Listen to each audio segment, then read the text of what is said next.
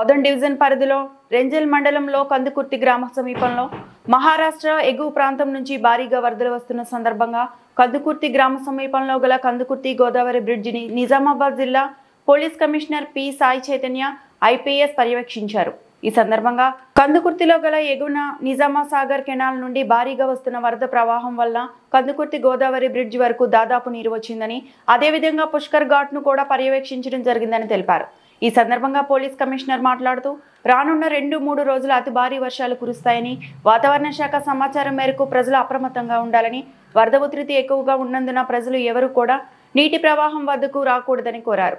అత్యవసర సమయంలో సంబంధిత రెంజల్ పోలీస్ స్టేషన్ వారిని డయల్ 100 పోలీస్ కంట్రోల్ రూమ్ 8712659700కు సంప్రదించాలని తెలియజేశారు।